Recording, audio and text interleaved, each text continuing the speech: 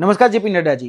जहाँ से आप मेंबर ऑफ राज्यसभा है यानी कि राज्यसभा के सांसद है, उसी गुजरात से मैं बात कर रहा हूँ। युवराज सिंह जडेजा, मैं गुजरात का यूथ लीडर आपसे कुछ बातें साझा करना चाहता हूँ। कल आपने जो प्रेस कॉन्फ्रेंस करके जो पेपर लीकेज पे जो माहिती दी है, उसमें मुझे लगा कि आपका जो नॉलेज है वो थोड़ा कम है, क्योंकि जहाँ से आप आते हैं वो गुजरात, और जहाँ से देश के प्रधानमंत्री आते हैं आदरणीय नरेंद्र मोदी जी, उसका गुजरात, जहाँ से देश के गृह राज्य मंत्री आते हैं अमित शाह जी, उसका गुजरात, और उसी गुजरात में पिछले 30 सालों से भारतीय जनता पार्टी यानी कि आपकी भाजपा की सत्ता है, यानी कि उसका शासन है, और केंद्र में 2014 से आपका यानी कि भारतीय जनता पार्टी का शासन है, जिसको आप बोलते हैं ना डबल इंजन की सरकार। जी हाँ, वही डबल इंजन की सरकार गुजरात में भी है। और गुजरात में 2014 से लेकर 2024 तक 34 पेपर लीक हुए हैं, यानी कि 34 परीक्षाएं जो उसका पर्चा वो लीक हो चुका है। वो बातें आपने साझा नहीं की। दरअसल मैं समझ सकता हूँ, क्योंकि आप हेल्थ मिनिस्टर है, यानी एजुकेशन का आपको थोड़ा ज्ञान नहीं होगा, लेकिन गुजरात में भी पर्चे लीक होते हैं, उसकी भी माहिती आप सभी देशवासियों के दे, ये मैं आपसे अनुरोध करता हूँ। गुजरात में 2014 से लेके 2024 तक 34 पेपर लीक हुए, और उसमें मैं जो प्रमुख जो पेपर लीकेज है वो आपको दिखाता हूँ और गिनाता हूँ। सबसे पहला जो पेपर लीक हुआ वो 2014 में GPSC Gujarat public service commission का चीफ ऑफिसर का पेपर लीक हुआ, लेकिन आज तक उसमें कोई कार्रवाई नहीं हुई। आज तक उसके जो मास्टरमाइंड है, उसका जो आरोपी थे, वो अभी तक जेल के सलाखों पीछे नहीं हुए। उसके बाद 2015 में यहाँ की जो रेवेन्यू डिपार्टमेंट की जो पटवारी की एग्जाम होती है, यानी कि तलाटी की एग्जाम होती है, उसका पर्चा लीक हुआ। आज तक कोई कार्यवाही नहीं, कोई आरोपी या मास्टरमाइंड जेल के सलाखों के पीछे नहीं। उसके बाद 2016 में जो ग्राम पंचायत तलाटी, ग्राम पंचायत के पटवारी के जो एग्जाम होते हैं, उसका पर्चा लीक हो गया, कोई कार्यवाही नहीं। 2017 में टीचर एलिजिबिलिटी टेस्ट यानी कि टेट की जो परीक्षा थी, उसका पर्चा लीक हो गया, लेकिन अभी तक कोई भी आरोपी जेल के सलाखों के पीछे नहीं। उसके बाद एलआरडी यानी कि लोक रक्षक दल जो कांस्टेबल की एग्जाम होती है, उसका पर्चा लीक हो गया, लेकिन आज तक कोई भी चमरबंदी या आरोपी जेल के सलाखों पीछे नहीं है। और उसके बाद 2019 में बिन सचिवालय क्लर्क का पर्चा वो भी लीक हो गया। उस पर हमने प्रोटेस्ट किया। प्रोटेस्ट के बाद एसआईटी का गठन हुआ। एसआईटी में यह साबित हुआ कि हाँ, पर्चा लीक हो गया है, लेकिन आज तक कोई भी जो पेपर लीकेज के सरगना थे, पेपर लीकेज के जो माफिया गैंग थी, वो कोई जेल के सलाखों के पीछे नहीं गई। पेपर लीकेज का जो मास्टरमाइंड था, वो भी जेल के सलाखों के पीछे नहीं गया। जो अकाउंटेबिलिटी लेने की बात होती है अध्यक्ष को, वो भी जेल के सलाखों के पीछे नहीं गए। और उसके साथ 2020 में जो यहाँ की जो एनर्जी डिपार्टमेंट है, उसका एमजीवीसीएल, पीजीवीसीएल, डीजीवीसीएल जो यूनिट है, उसका पर्चा, उसका जूनियर असिस्टेंट का पर्चा, वो भी लीक हो गया। अभी तक कोई कार्यवाही नहीं। 2021 में हेड क्लर्क का पर्चा लीक हो गया, अभी तक उस पर कोई कार्यवाही नहीं। 2022 में जूनियर क्लर्क का पर्चा लीक हो गया, अभी तक उस पर कार्यवाही नहीं। करीबन देखा जाए तो ये कॉम्पिटिटिव एग्जाम में कम से कम 1 करोड़ बच्चे आहत हुए हो गए, लेकिन आज तक उस पर कोई कार्यवाही नहीं हुई। और इसके साथ सिर्फ ऐसी बात नहीं है कि प्रतियोगिता जो परीक्षा होती है उसमें ही धांधली हुई है, यहाँ की जो बोर्ड एग्जाम है उसमें भी धांधली हुई है। उसके साथ यानी कि यूनिवर्सिटी के जो एग्जाम है उस पर भी धांधली हुई है। युवाओं के भविष्य के साथ खिलवाड़ करने वाले आरोपी को आज भी जो सजा होनी चाहिए वो सजा नहीं हुई। कोई भी आरोपी जेल के सलाखों के पीछे नहीं है।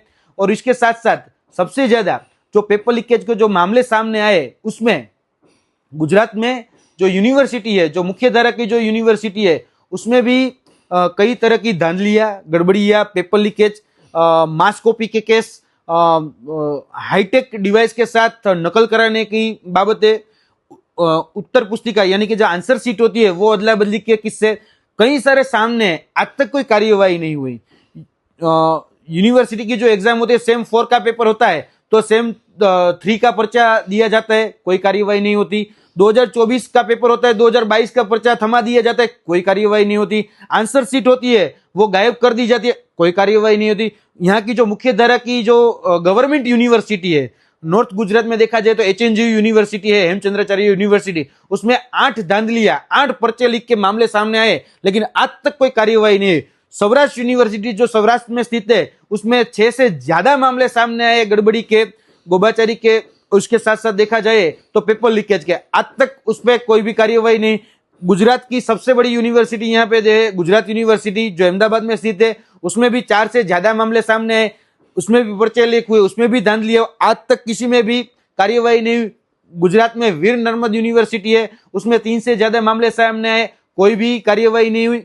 इसके साथ साथ यहाँ के सौराष्ट्र में MKBU यूनिवर्सिटी है, यानी कि महाराजा कृष्ण कुमार भावनगर यूनिवर्सिटी, उसमें भी 3 से ज्यादा मामले सामने हैं। बीकॉम सेमेस्टर 4 का पेपर लीक हो गया था, BBA का पेपर लीक हो गया था, आज तक कोई भी उसका जो आरोपी है वो जेल के सलाखों के पीछे नहीं है। उसके साथ साथ ही गुजरात में दरअसल देखा जाए तो हाईटेक चोरी होती है। एग्जाम पेपर जो होता है वो चैट GPT से सोल्व करा जाता है। जी हाँ, ऐसा गुजरात में होता है क्योंकि गुजरात प्रयोगशाला है।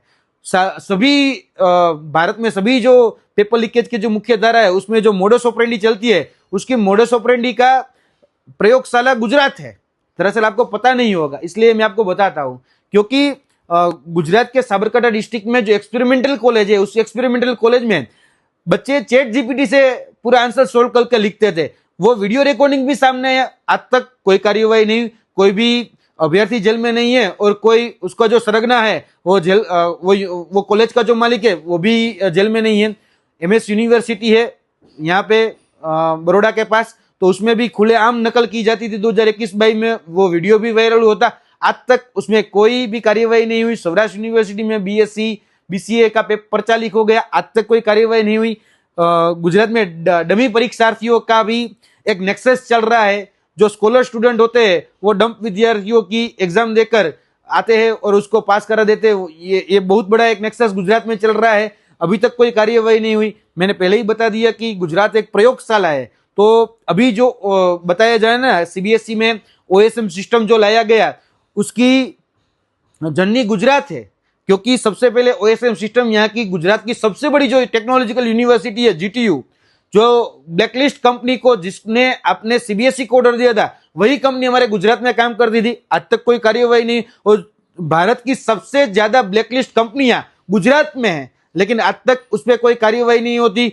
OMR सीट जो होती है उस पर टेम्परिंग किया जाता है, OMR सीट बदल दी जाती है। हमारे यहाँ के GSSSB करके जो एग्जामिनेशन बॉडी है उसमें हार्दिक पटेल करके जो बंदा था वो OMR सिस्टम की जो एजेंसी है उसके साथ जुड़ा हुआ था, उसने सारी OMR बदल दी थी, लेकिन आज तक उसको भी जेल की सजा नहीं हुई और जो अभ्यर्थी थे वो भी जॉब पे लगे, आज तक किसी को भी उसमें सजा नहीं हुई, कोई भी जेल के सलाखों के पीछे नहीं हुआ। पेपर डिस्ट्रीब्यूशन सिस्टम में सबसे ज्यादा यहाँ पे लूपहोल्स है, कोई भी कार्यवाही नहीं होती। पेपर छपने से पहले यानी कि प्रिंटिंग प्रेस में जाए उससे पहले ही यहाँ का पर्चा जो होता है वो लीक हो जाता है, आज तक किसी पे भी कार्यवाही नहीं होती। मैं बताना ये चाहता हूं कि ज्यादातर और सबसे ज्यादा ब्लैकलिस्ट कंपनी भी गुजरात में है, सबसे ज्यादा पेपर लीकेज के मामले भी गुजरात में है। आपने 70 पेपर लीकेज क्या बताया, 70 पेपर लीकेज में 3400 गुजरात के ही है, लेकिन आपने गुजरात का नाम कहीं नहीं लिया। अब आप भी गुजरात से मेंबर ऑफ राज्यसभा है, गुजरात से ही नरेंद्र मोदी जी आते, गुजरात से ही अमित शाह जी आते, गुजरात से ही मनसुख मांडविया जी आते, लेकिन कोई भी गुजरात की बात नहीं करता है। गुजरात में सबसे ज्यादा पेपर लीकेज की समस्या है, जो बच्चे हैं उसके भविष्य के साथ खिलवाड़ किया जाता है, लेकिन आज तक भविष्य के साथ खिलवाड़ करने वाले जो होते माफिया, पेपर लीकेज के जो माफिया होते, वो किसी को भी जेल की सजा नहीं होती। मुझे लगा कि आप ये बातें साझा करना भूल गए,